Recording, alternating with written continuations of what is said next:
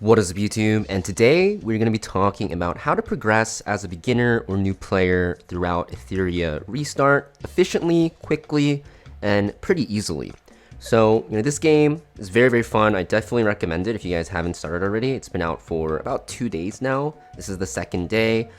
This is actually my account. You guys can re-roll it. I have a re-roll guide on my channel if you guys want to check it out. But I got very lucky. I got 2 LD SSRs and Mio and Lily who are very good, and Shadow Sonya, and then of course we have the main character Lian. I have 2 other SSRs that are both red, which are Veronica and the very strong Hell Kid. You don't need to reroll if you don't want to, but having at least one strong LD SSR like Lily or Mio will make your account progression a lot easier, but it's completely doable with just free-to-play characters if you don't want to reroll, because the main character is so strong, and a lot of the free-to-play characters are strong as well. So after you do the tutorial and also reroll if you want, the way you want to progress is just by going through story. It will lock you eventually until you reach certain levels, which is why I'm locked as well. But you want to just progress as much as you can, because doing story will actually unlock a lot of the challenges here. For example here, if I go to investigation, which is how you farm your characters or Animus' EXP, you'll see that it gets locked behind main story. So you definitely want to make sure the first thing you're always doing is going through the story as much as you can as it's available. And then after that, what do you want to do? So what you want to do is actually look at the Hyperlink Charter, which is at the top left of the lobby. And this has like 5 different quest lines. The last one for Arena unlocks at level 25, so you might not see it. But basically, you just want to play through all of these and just use it as a guideline to actually, progress through the game. It's kind of like a quest book, and you can kind of see that there's a lot of different things. One for shells, there's one for modules, which is like equipment. One for Lian, which is the main character, which you definitely want to do as soon as you can as well. And then you have one that's like just for general areas of content, which is also going to be very important to do. So you definitely want to make sure that you look at the Hyperlink Charter. If you guys don't know what to do, just look at this. It'll tell you, what you should be doing for rewards. It gives you a ton of summons, which you definitely want as soon as possible. And you just want to do this as soon as you can while you're progressing through the story. After that, you're going to want to do something called first time clears.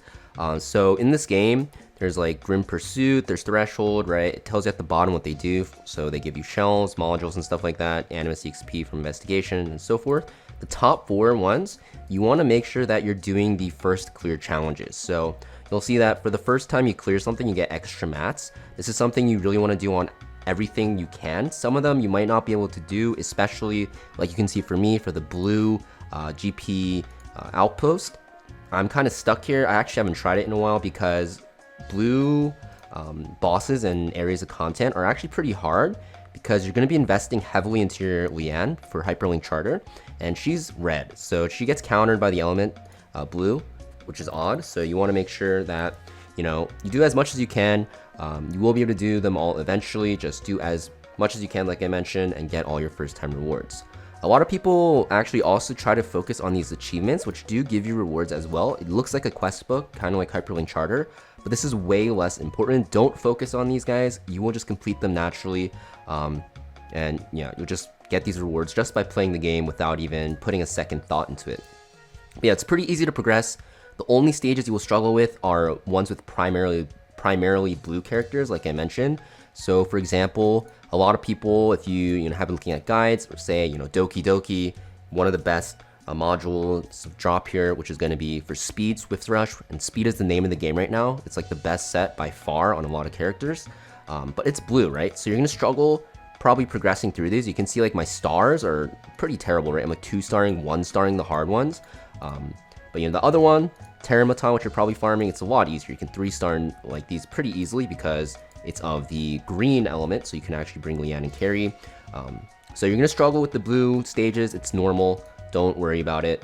The only way you wouldn't be is if you got lucky and pulled like Romolcha, Rosa, or like Tiamat randomly. So yeah, you're going to be building Lian first, so the green stages will be very easy, and you will be 6-starring her first because you do want to actually fill out her Hyperlink Charter. You can see basically, for basic training 3, which is the third one, ascend her to 5-star, right? So basically all of your ascension materials, which are, if you go to your inventory, like they are the these things, the shadow prints, they're going to be going into Lian first. You want to 6-star her ASAP because you do want to complete her Hyperlink Charter ASAP, because later on this week, everything you invest into her, you will be able to get back. So that's why you definitely want to finish out her Hyperlink Charter, so then you can reset her and basically get everything you invested into her back. You can see mine is 6-star. I'll tell you how to reset and get your materials back later on in the video, but definitely that's what you are going to want to do. Now, in terms of, what if you did Hyperlink Charter, you did all your first time clears, what do you do with your excess energy or stability? What you want to do until level 10 is actually farm this shell boss, Shadowrunner. Even though it's blue, it should be pretty simple. Just do it on hard until level 10 once it unlocks. This way you get some very good starter shells, right? This Unbridled Science shell is super, super good for a long time. It also is part of the Swift Rush set, which you get from Doki Doki, which doesn't really matter too much. It's mostly the ability. After you take a turn, you get your turn meter pushed up, which is very good. And also you have like a healing one, which is pretty good as well. So you definitely want to do this to level 10, mostly because, the shells are good, but also because there's nothing really else to do. So you want to do this to level 10 with your excess energy. And then after that, you'll unlock more Hyper Charter and more like story, do that. And then after that, you have a lot more freedom with what you do with your excess energy. So for example, you can do other shell bosses that unlock, which you will have to do these anyways because of your Hyper Charter. It will force you to do them like at least, I think once, maybe 10 times even. And then the rest of your excess energy will most likely be going into investigations because Animus experience is very, very good to get, or even GP outposts to actually upgrade your character stats and even their skills. I don't really recommend farming modules, especially this early into the game, because you're not going to really invest too heavily into them, because the modules that you really want are going to drop from the later stages like Hell, which will give you the red ones, the mythic ones, which are the best ones, and I think Nightmare might even drop it as well. No, Nightmare doesn't drop it, but you want to mostly farm this at level 35. Level 35 is like where you start actually farming your late game gear, so it's not really worth it to do it for the most part, but investigation, GP outpost, and even some shells if you need more, because some of the shells are very powerful, are good areas of content to farm. Also, the biggest reason why shells are better than modules, even though the rarity of these isn't that great early on, is because when you actually go to your inventory, if you actually recycle shells, you'll see that you get a lot more value out of these than from trying to recycle modules. So if you try to recycle modules you've already invested in, the percent return is a lot less, even though it's kind of hard to see right now because it's just a flat value.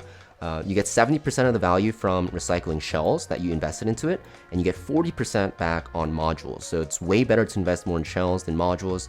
So that's why, you don't want to do too much of threshold early on until you're level 35. Now, I'm not saying that you shouldn't invest at all. As you can actually see, I did invest quite a bit into my modules here, especially for my Lian, my main DPS. The ones you want to mostly invest on are going to be at least epic or higher for the most part. And you do want to get them to eventually level 6, maybe level 9. But the ones you want to actually put more investment into is going to be the ones with good main stats. So the ones on the right side here, they have main stats that actually vary, and you just want to invest into ones, for example, for Lian, attack bonus is very good. For something like Lily or like a support character, HP bonus is good. Just make sure if you do decide to invest because you're finding that you're hitting a wall for harder areas of content like Nightmare, Doki Doki, even hard Doki Doki, make sure you guys actually look at the main stat here, and also make sure you guys actually look at the set bonuses. The set bonuses are very important. For Onslaught, this red fire thing will give you, I think it's 10% attack, 8 will give you 25%, and then 12 gives you 45, which is huge. Set bonuses are the main thing you want to focus on early game.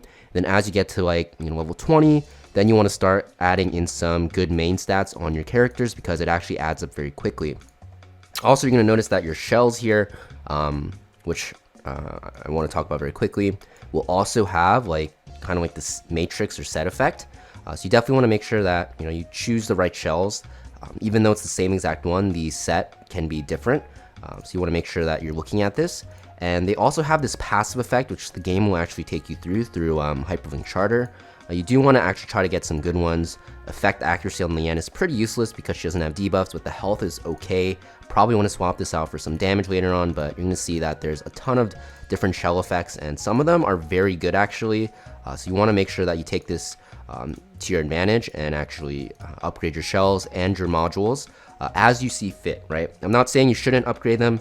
I'm saying you should be smart about it and only upgrade it when you feel like you're hitting a wall, and that's really up to you to decide. There's no real right answer for that. Another very important thing is to make sure to be in a union here. It's also available on the lobby.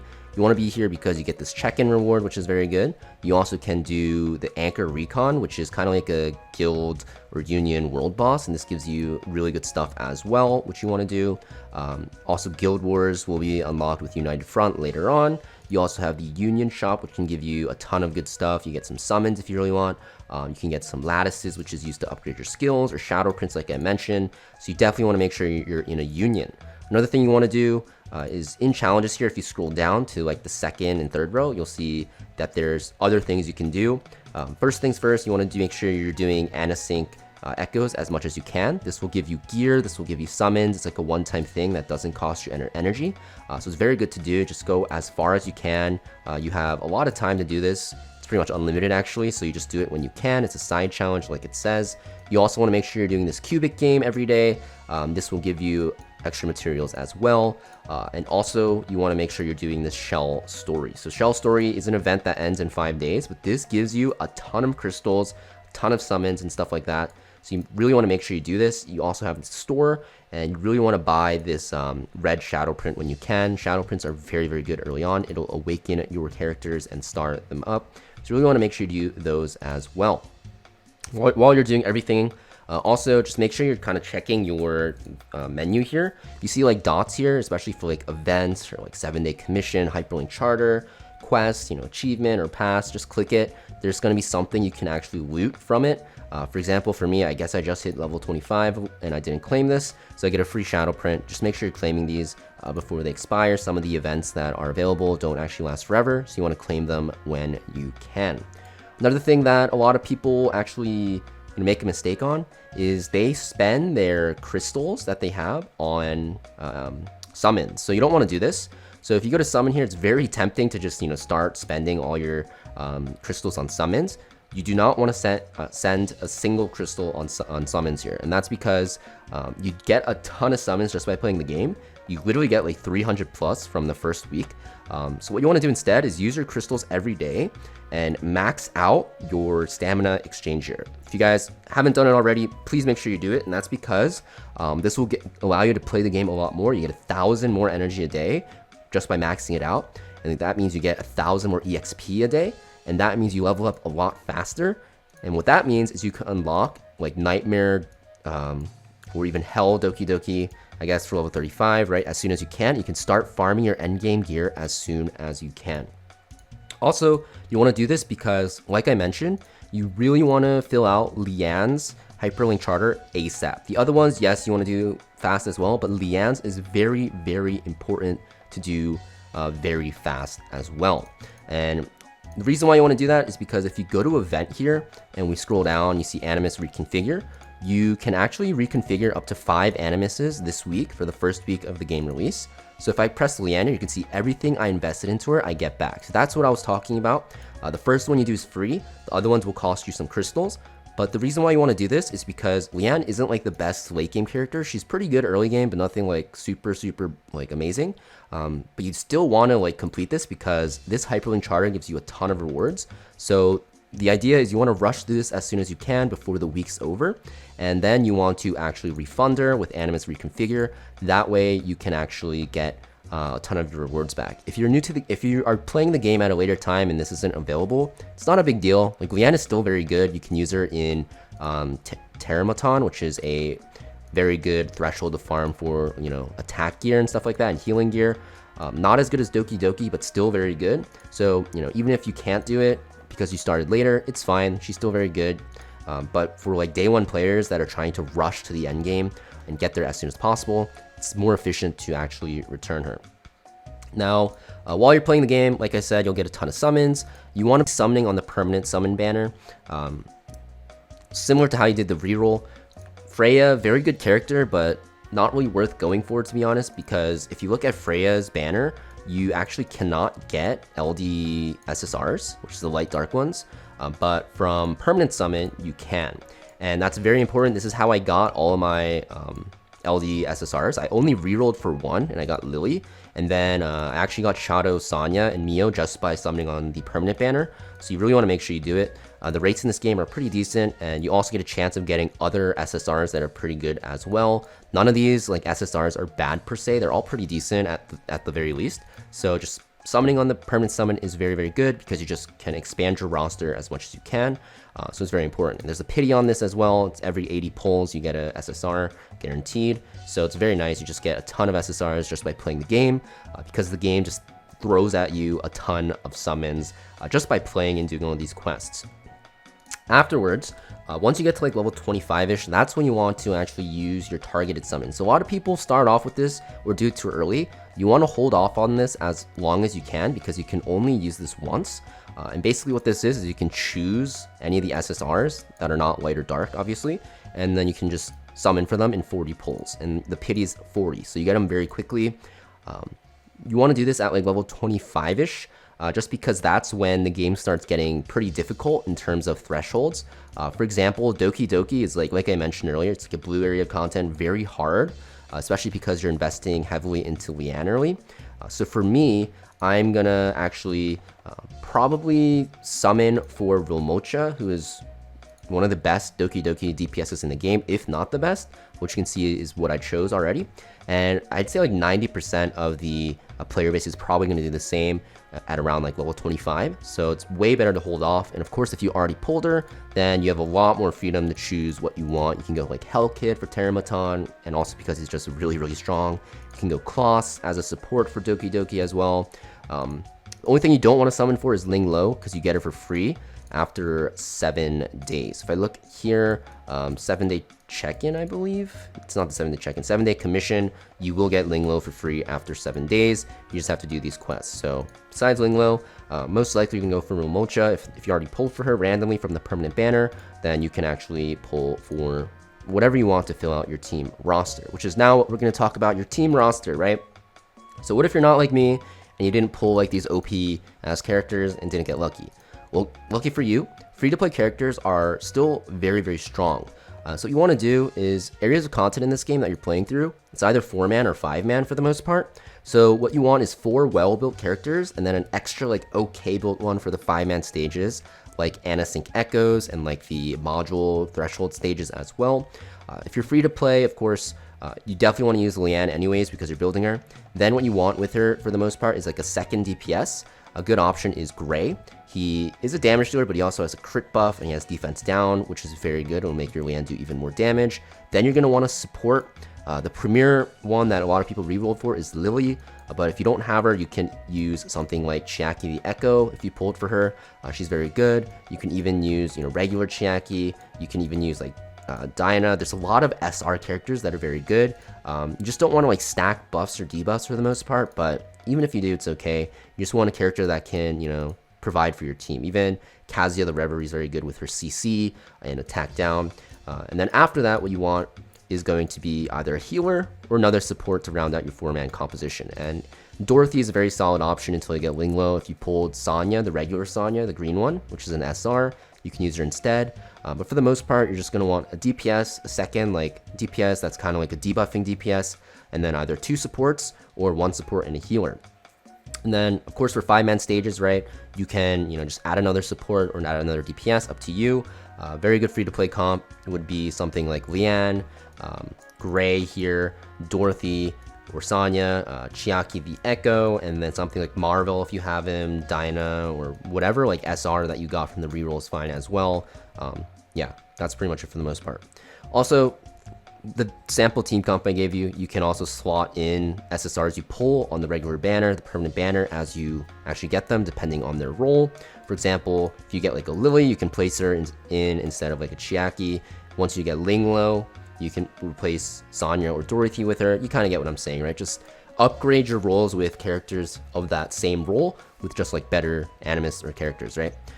And then of course you want to swap out, characters depending on their element. Early on, it's kind of hard because you don't have as many resources and you're probably just going to bring Lian anyways to blue areas of content.